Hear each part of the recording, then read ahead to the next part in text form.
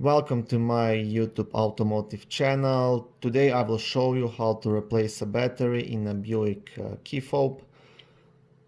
So first open it up and then turn it to the back side and just pull the back cover off with your hands like this. So it opens up.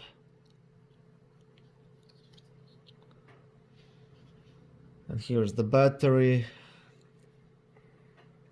So it's a CR2032. You can buy it in any store pretty much. It's maybe a few bucks, not more. So if it's still inside, you can use like a kitchen knife or something to gently just pry it out.